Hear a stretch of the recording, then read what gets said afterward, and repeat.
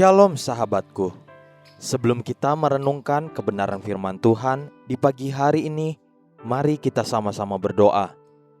Bapa kami yang baik, kami mengucap syukur untuk kasih dan kesetiaan-Mu di dalam kehidupan setiap kami. Pagi hari ini, kami ingin kembali merenungkan tentang kebenaran firman-Mu, biar kebenaran firman-Mu yang terus mengajar dan menuntun kami sepanjang hari ini. Amin. Pagi hari ini, kita akan merenungkan kebenaran firman-Nya dengan tema Tunggu dan bersabar sampai kita tahu akhir kisahnya. Mari kita buka Alkitab di dalam kitab Hakim-Hakim pasal 14 ayat yang pertama sampai ayat yang keempat. Demikian firman Tuhan. Simson pergi ke Timna dan di situ ia melihat seorang gadis Filistin. Ia pulang dan memberitahukan kepada ayahnya dan ibunya, "Di Timna aku melihat seorang gadis Filistin. Tolong, ambillah dia menjadi istriku."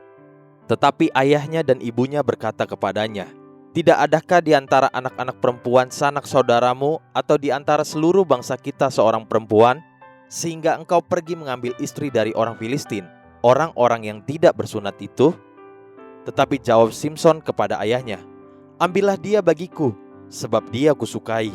Tetapi ayahnya dan ibunya tidak tahu bahwa hal itu daripada Tuhan asalnya. Sebab memang Simson harus mencari gara-gara terhadap orang Filistin, karena pada masa itu orang Filistin menguasai orang Israel. Tempatkan dan bayangkan diri kita sebagai Manoah, ayah Simson. Belum lama yang lalu, ketika Simson belum menjadi bakal anak di dalam kandungan ibunya, malaikat Tuhan telah hadir kepada Manoah dan berpesan bahwa anak yang akan lahir baginya adalah Nazir Allah. Dia akan menyelamatkan bangsanya dari tangan Filistin. Namun setelah Simson menjadi dewasa, Manoah menemukan bahwa apa yang pernah dia dengar dari Tuhan dan apa yang saat itu dia hadapi, justru keduanya berbeda total. Bagaimana mungkin seorang Nazir Allah menikahi seorang gadis Filistin yang jelas-jelas tidak seiman dengan Simson? Bagaimana nanti kelangsungan rumah tangga mereka? Banyak perkara yang tidak kita sadari. Kita hanya mampu melihat sebatas mata jasmani kita melihat. Namun Tuhan tidak terbatas. Tuhan bekerja dan merancang sesuatu yang mungkin jauh di luar kemampuan pikiran kita untuk bisa menerima dan memahaminya. Hakim-Hakim pasal 14 ayat yang keempat berkata, "Tetapi ayahnya dan ibunya tidak tahu bahwa hal itu daripada Tuhan asalnya. Sebab memang Simson harus mencari gara-gara terhadap orang Filistin, karena pada masa itu orang Filistin menguasai orang Israel." Ternyata lewat perkara yang kurang baik dan kurang nyaman untuk diterima sekalipun, Tuhan tetap tidak melupakan perjanjiannya. Tuhan justru bekerja lewat semua perkara-perkara tersebut.